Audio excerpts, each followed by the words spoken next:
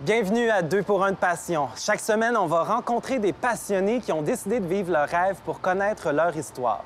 Cette semaine, on rencontre Jean-Marc Richer et Yves Pedneau du Salon Move sur la rue du Luth qui font du catvertising. Est-ce que vous connaissez?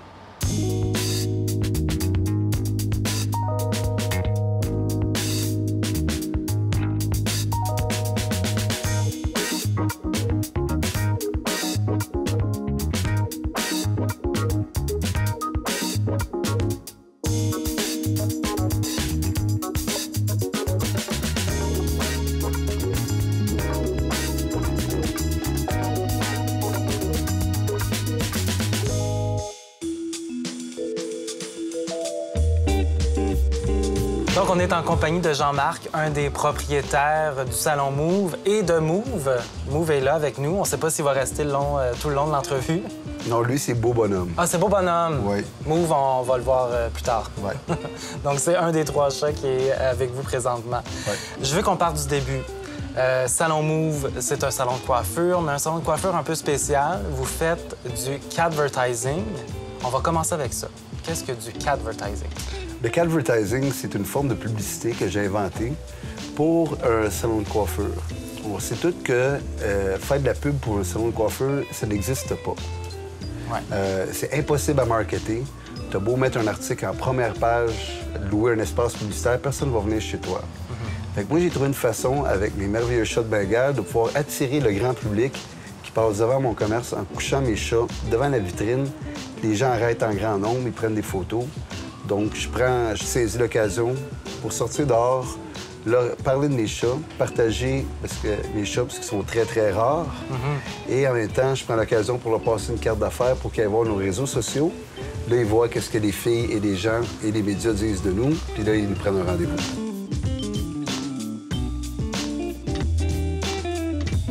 Tout ça, est-ce que c'est arrivé par hasard? Tu as amené un chat au salon de coiffure ou ça a été vraiment réfléchi?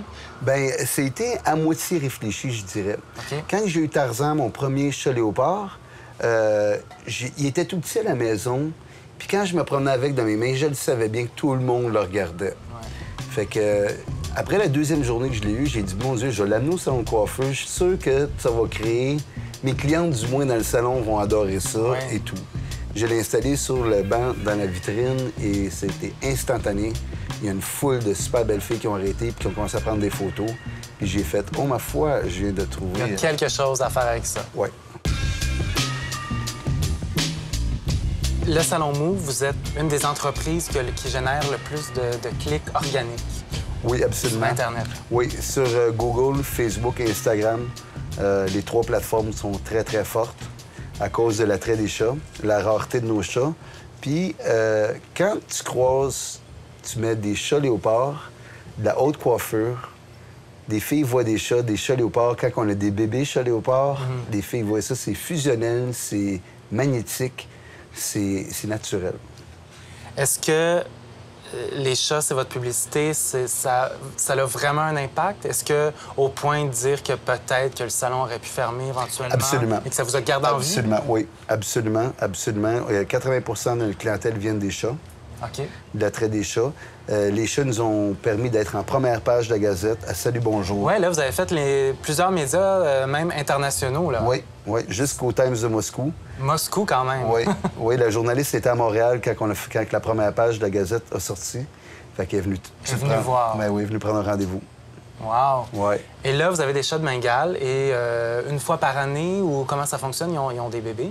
Oui, une fois par année, on fait une portée de chats de Bengale. OK. Puis on fait venir une femelle qu'elle accouche ici au salon même. Donc, ça donne des chatons oui. que vous mettez en vente. Oui.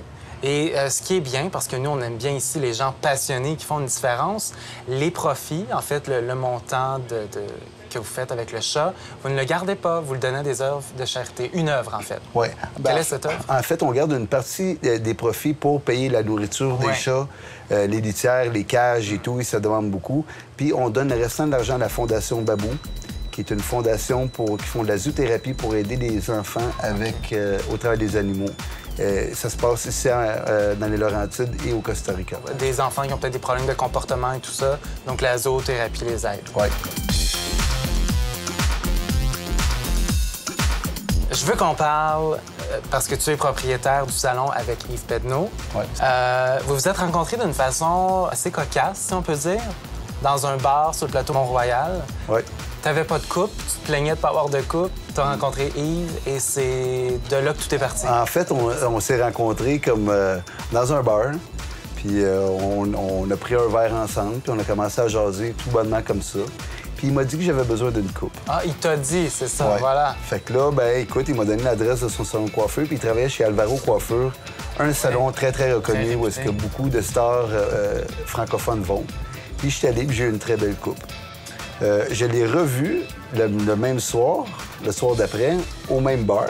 OK. Et on a commencé à jaser davantage. Je disais comment j'avais eu beaucoup de compliments pour ma coupe. Puis il s'est aperçu que j'avais un véhicule. Parce que tout en parlant, j'ai dit que j'avais un véhicule et tout ça. Puis il m'a demandé si je voulais être son chauffeur parce que Yves, il fait des clients le soir après chez Alvaro. Il va voir des clients très, très connus. Il va chez des vedettes, dont Pierre-Carl Pelado, Julie Snyder, Michel Richard et j'en passe, et des gens d'affaires. Et ils font les cheveux chez eux parce que ces gens-là, ils n'ont pas le temps d'aller au salon de coiffeur. Donc, on va chez eux puisqu'ils faisaient du coiffeur à domicile. OK. Puis on est devenus très occupés parce que là, Yves, il avait un véhicule et un chauffeur. Ouais. Puis moi, j'ai trouvé ça bien intéressant. Puis j'ai jamais fait de coiffure avant. C'est ça, toi, t'es pas coiffeur à la base. Non, non. Je construisais des champs de pétrole en Alberta. Quand même, c'est Avant. tout un autre monde. Oui, c'est un monde complètement opposé. Ouais, ben là, T'aides Yves et mais tu fais maintenant, des je suis coupes. devenu coiffeur. T'es devenu. Et coloriste. Ah, en plus. Parce que j'ai appris avec Yves. Yves est un grand maître coiffeur qui a beaucoup d'expérience, qui a voyagé au travers de la planète.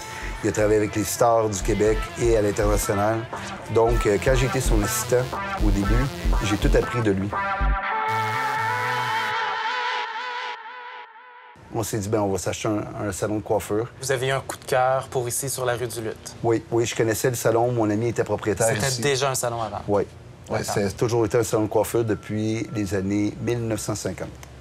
Tu as dit que Yves coiffait plusieurs artistes. Ouais. Si je me trompe pas, et si c'est encore le cas, si jamais on appelle au salon pour prendre un rendez-vous et que vous êtes au téléphone ou que vous n'êtes pas là, c'est nul autre que Michel Richard qui fait votre message. Oui, ouais, c'est moi qui ai demandé à Michel de nous faire notre message d'accueil. Parce que je me disais que c'est une bonne amie à nous, Yves la coiffe depuis 89. Puis ça ferait drôle, ça ferait glamour, ça donnerait une crédibilité et ça représenterait aussi Yves. Oui, qui est très dans, qui est Ouais, beaucoup dans le milieu artistique. oui, il est beaucoup dans le milieu. Puis fait que c'est très drôle, puis c'est un bon hit. Bonjour, ici Michel Richard. Non, non, ne raccrochez pas. Vous êtes bien au salon Mauve. Jean-Marc ou Yves vont vous rappeler un peu plus tard. Laissez votre message. À tout de suite. Et en plus, durant la belle saison, ici sur la terrasse, vous faites des 5 à 7. Oui, on appelle ça nos soirées beauté. Soirée beauté. Oui, ça consiste que la cliente a fini sa journée de travail, elle a une petite sortie à faire le soir. Bien, elle vient avec ses collègues de bureau ou ses amis. OK. Il amène une petite bouteille de vin. Il y a une boucherie juste en face. On cherche un petit morceau de viande, quelque chose. Et je leur cuisine un petit tapas. Yves les coiffe. OK. Puis là, après, ils viennent se soir sur la terrasse ici, puis ils prennent un verre entre amis. Elles se détendent et préparent leur soirée. Donc, il faut venir en groupe ou si une cliente a un rendez-vous comme ça, peut se joindre aux gens? Ah oui, absolument. Tout est permis ici. Oui, oui, oui. Puis c'est très ouvert et les gens, tout le monde se parle. C'est un salon qui n'est pas du tout froid. C'est très chaleureux. On recrée une atmosphère comme si on était à la maison. OK. Donc les gens sont très en confiance avec les chats. Ça fait un moment de détente, un moment de coiffure qui est vraiment hors de l'ordinaire. Toujours dans le but d'aider. Vous êtes des passionnés qui aident les gens. Généralement, une fois par mois, vous recevez des femmes en difficulté et vous les chouchoutez et vous les coiffez gratuitement. Oui, absolument. Je contacte les maisons des femmes en détresse. OK. Puis je leur offre de faire une coiffure gratuite. Pas nous qu'on se déplace dans leurs environnements. Non. Elles viennent ici, comme les vedettes, comme nos clients, et tout le monde, ils ont le même traitement. Ils ont les chats et on fait de la zoothérapie avec nos chats. En même temps. Oui, c'est le bonheur au travail des animaux. Fait que les gens, ça leur fait du bien de caresser nos chats. Fait que ces filles-là, quand ils viennent, genre avant une entrevue pour une job, avant de voir leur famille, avant d'aller appliquer pour un appartement, bien, ils viennent ici, on les met toutes belles, on leur donne beaucoup de confiance. Donner de confiance, c'est ouais, ça. En anglais, on Les dit mettre en valeur. du empowerment. Ouais. Comme ça, elles sortent, elles se sentent bien, elles peuvent nous demander ce qu'elles veulent comme couple. comme style, puis on les traite comme si c'était des clientes qui payaient.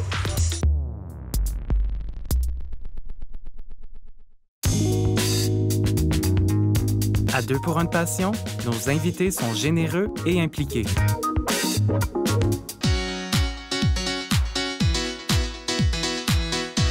Jean-Marc, on est dans la vitrine, là où tout se passe avec les chats. Et ça, c'est le trône de Tarzan, Beau Bonhomme et Mouv'. Oui. Une chose qui est...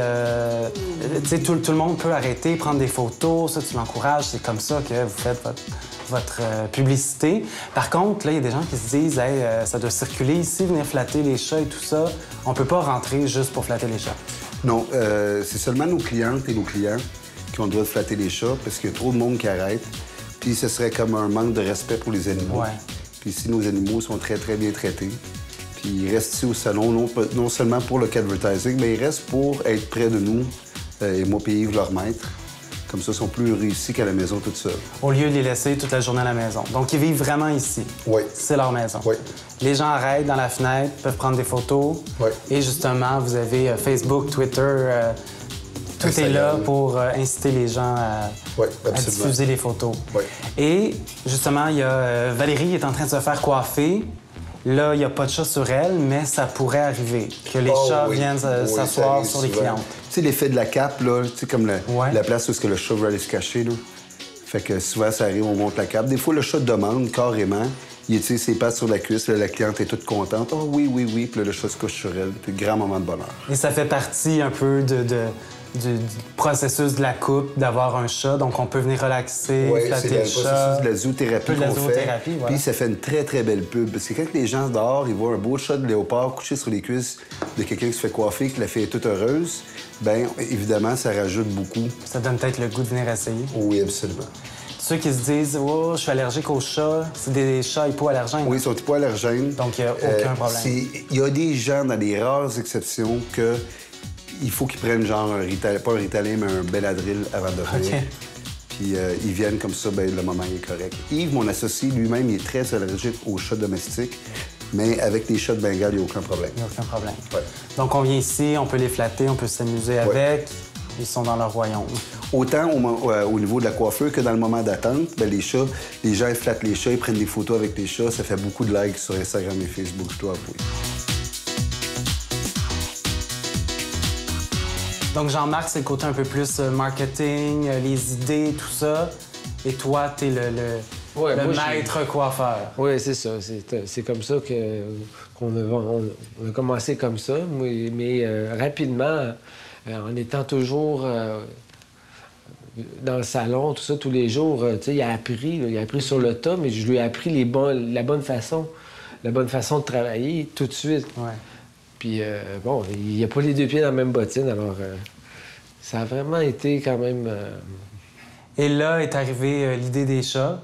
L'idée des chats, ça aussi encore par accident complètement, parce que, bon, les chats, au début, moi, je voyais pas de chat dans un salon de coiffure, j'avais jamais vu ça. J'ai dit, voyons, un chat dans un salon de coiffure, t'es sûr?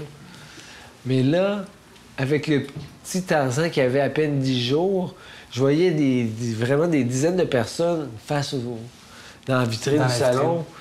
Je me suis dit, bon, tu sais, plutôt que de dire non, je dis, bon, on va l'essayer, tu sais. Ouais. J'étais loin de m'imaginer que ça allait donner un impact comme ça, là. Et tu coiffes plusieurs artistes. Oui. Et une de celles-là, c'est Michel Richard qui fait votre message de répondeur. Oui, exactement. Vous avez réussi à lui faire enregistrer Michel Richard, que je coiffe depuis, 1989. J'étais débutant à l'époque et puis, c'est ça, on a eu comme une complicité qui s'est installée. Et bon, elle m'a suivi ici, au Salon Mauve, de chez Alvaro au Salon Mauve. Alors, elle a continué à avoir plusieurs coiffeurs, mais elle tenait vraiment à continuer. Alors, c'est ça. Puis, à un moment donné, on a eu l'idée de lui demander de faire le message sur le répondeur.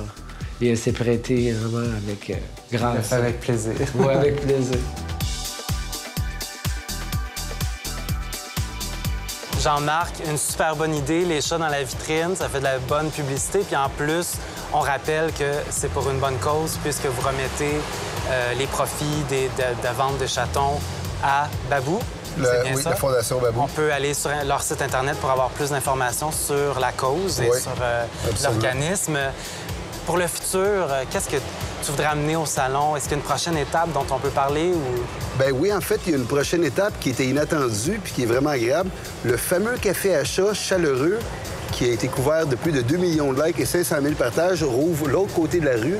OK. Et ils sont installés ici à cause de nous, parce qu'on a créé l'aura des chats, le Catvertising. Fait que quand il s'est installé ici, il est venu me voir et m'a dit « Mon meilleur bête en ville, c'était toi ». Fait qu'on va créer la rue des chats, le quartier des chats, l'aura des chats.